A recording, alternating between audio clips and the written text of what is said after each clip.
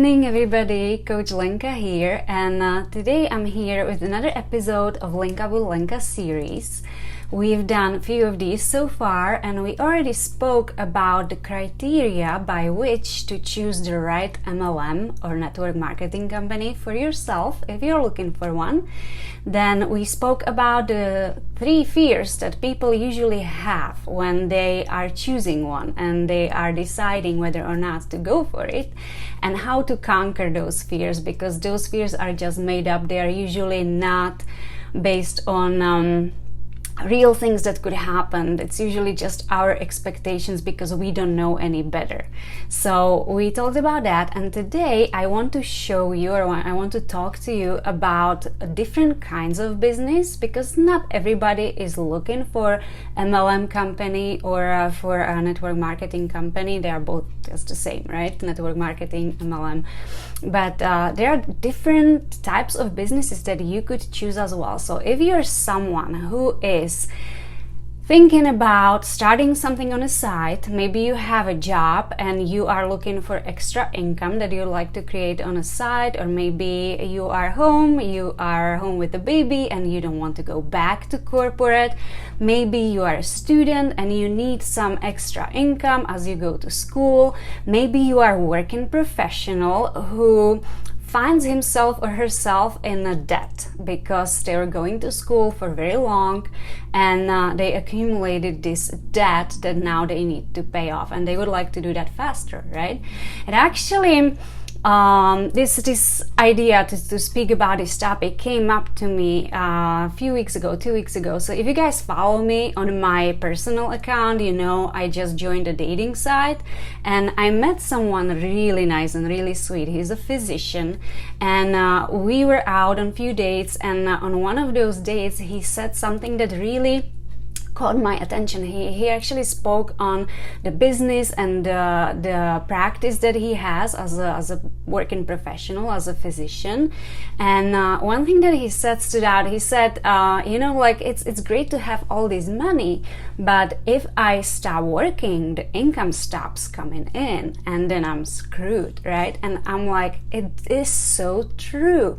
Even if people go to school for a very long time and they do study, they do get degrees, right? They start great careers, they work for many years, maybe they start their own practice, maybe they are lawyers, they are doctors, they are engineers or architects or people with degrees. But then they find themselves usually in a situation where they do need to pay back that school loan, and they do have a job where they spend a lot of time, a lot of working hours every single week, but they still just get by. And if anything, God forbid, happens to them, then what do, right? You don't show up for work, you don't get paid. So that's something that I started to think about recently, and I'm like, wow, so many of my friends we are in our late 30s and early 40s, and we are getting into that position, that situation where we are still paying those student loans off, or now some of us have children who are about to go to school, college, right? And it's like, wow, now we have to pay for our own, and we are already supporting our kids through school. So there is always need for extra cash and extra income. It's just very smart to create multiple streams of income for yourself. So if you do find yourself in a situation where you have a job and maybe you have few extra hours a week, do figure out what that would look like for you. And I was reading this amazing book, or I just started reading it, but it's a book by Russell Brunson. It's called Expert Secrets, and we'll be talking about this book a lot in this Link Up with Lenka series, because it's an amazing book. But the foreword for that book is written by another author that I've known for a long time. His name is Robert Kiyosaki, and Robert Kiyosaki, I'm sure you heard that name, is an expert on financial education, right? So he's a very known author, and he's got many books out there, and one of those books is called Cash Flow Quadrant. And in a cash flow quadrant, it's so hard to tell, hard to say. Cash flow quadrant, what it looks like. I hope you guys will be able to see. I'm gonna tilt it a little bit. So this is what it looks like, cash flow quadrant. He says that people who make money usually make money in one of those four ways. So E stands for an employee, which is where majority of our population falls in. It's an employee status, right? We have a job. Then some people are self-employed, and we'll look at what that looks like and what it brings with it. Some people are business owners, and there's fewer of those than self-employed. And then some people, and there's very few of those, like compared to how many employed people we have, are investors. They are in I quadrant. So employee, self-employed, business owner, or investor. Okay, so let's look at how that would look like, okay, for you. So ideally we will all get to that quadrant when it says I, investor, right, where the money actually works for you. It's like your little tiny soldiers working for you, whether or not you're doing anything. It's making you money. So that's where we'll ideally finish, okay? That's the goal, where we're going. So let's look at the employee. So the cons and the pros and the cons, right, of being an employee. So you have a job, most likely you love that job. If you're still there, you're going there. If you do love it, congratulations. If you don't, hi Karina. If you don't, then it's time to change that situation and maybe look for some side gig. But let's say you love your job. So what are the pros of that job? So the pros are usually you have a place of employment. You get to go there at certain time of the week for a certain amount of hour, and that's usually set, right? You get salary. So that's some sort of it's some sort of stability or security that it brings to your life, because you know what to expect every single month. If you show up for work and you do your work well, then you get rewarded a certain amount of money, right? There are some maybe benefits to it. Maybe your employer pays for your health insurance, or gives you some free vacation money or bonuses. That's all great. Now, what are the cons of that? You do have to show up to that job, and there is usually a boss who you do need to listen to and follow their instructions and their, just directions. So there's somebody you have to obey or listen to and answer to. There's usually people around you who you work with, your team or your coworkers, and very, very few people are lucky to choose their coworkers or their team when they are employed. You usually walk into that job and people are already there, right? You don't get to choose who you work with. So you might or may not like them. Again, depends on luck, like what team you land on. What else? Let's say something happens and that company doesn't do well. You can lose that job overnight, right? Or maybe your boss doesn't like you, you can lose that job overnight without the income. So it's kind of scary, like we give it our time, we expect to be taken care of, but it's not really secure. Second, and we don't get to choose. We usually have to commute. It's not usually by our house, right? So you usually have to commute. We usually have to spend time in traffic. We usually have to stay longer if they need us to stay longer. We are not in charge of our own time. So it's like, I don't know, like to me, job situations, like it's a great place to get started, but let's get out of there as fast as we can, okay? Second option, self-employed. A lot of people find this very attractive option. So self-employed is better than just employed.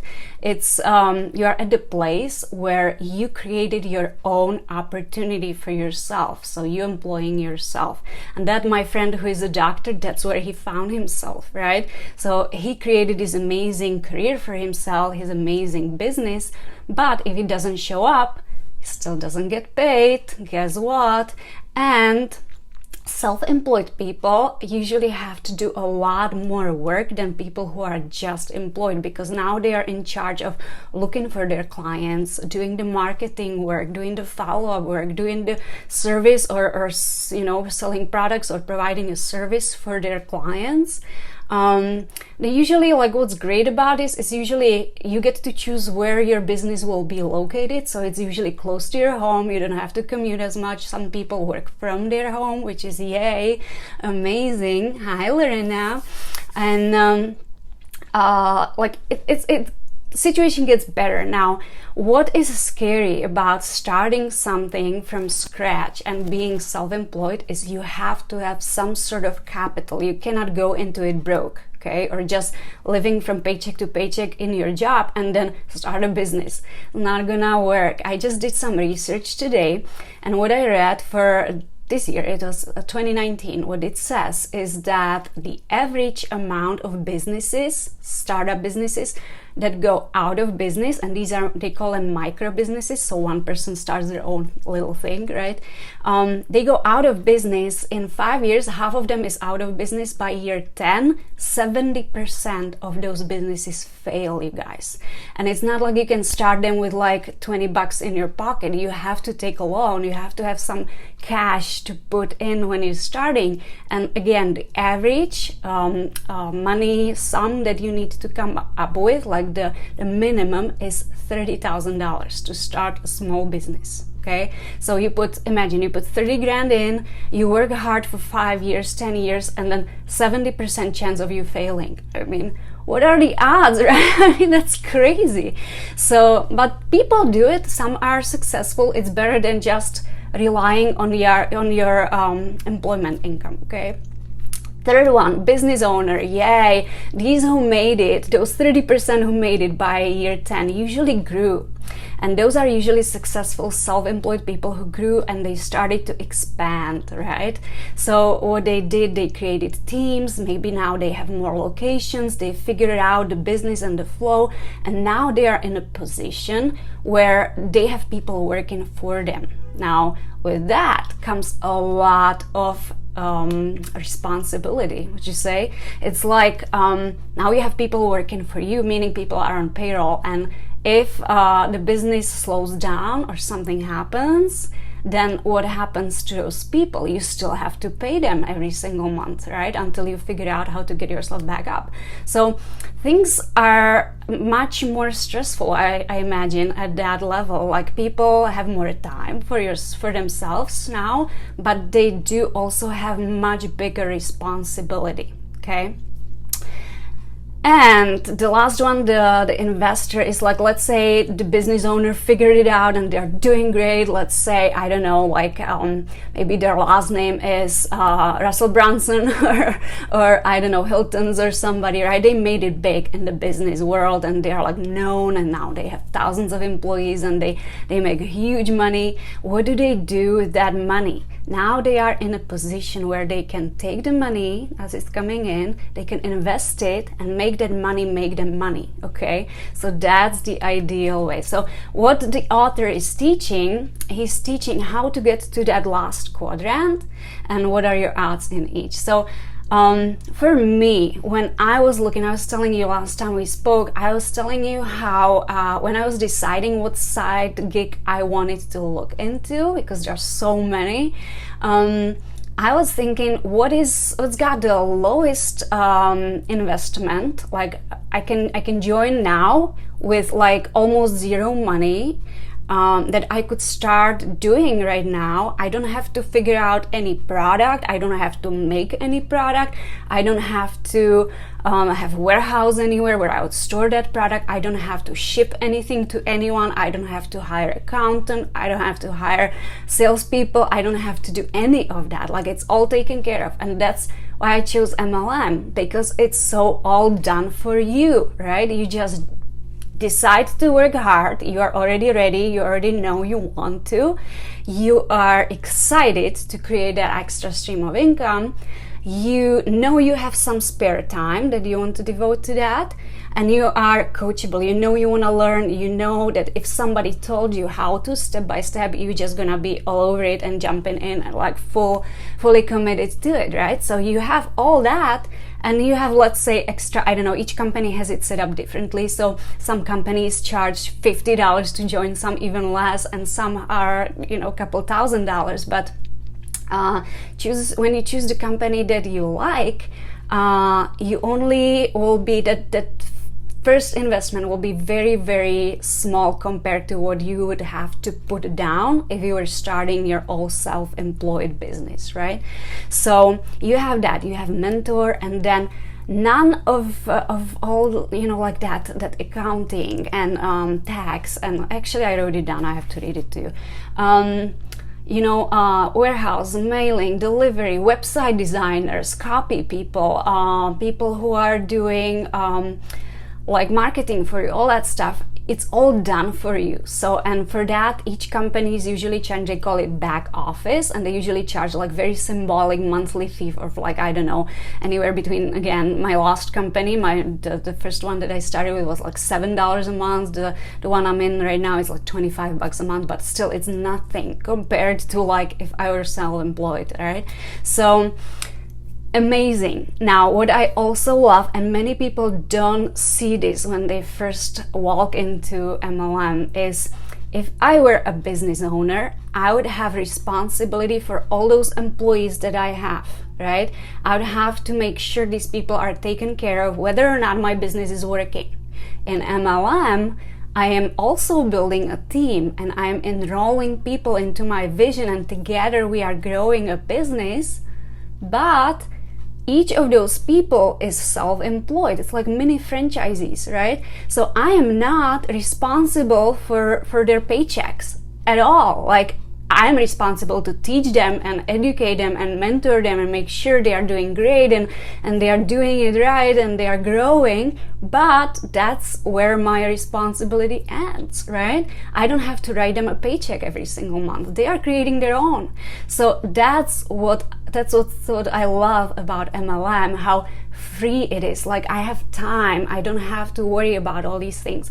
I'm making money and I'm enjoying my time because now I have, you know, like, I don't have all that worry. I have time for me. So it's amazing. That's what I'm saying. So consider all of that when you are deciding whether you want to have like an e-commerce, or, you know, if you want to sell something on eBay or on Etsy or something, you want to have a little e-store, right? So that's one way to do income. If you want to have like a coaching business or something, you could do that. You could do publishing. You could write something or record a CD or something, music, right? You can sell that. That's another way to go and create extra income. You can have an extra job. You can add another part-time job to your already full-time job. But again, how fun is that, right? And you just have to start thinking about all those pros and cons. Like, you know, where do I want to go with this? How big do I want to go? Do I want to work myself out of my job eventually and just run my business and watch it grow?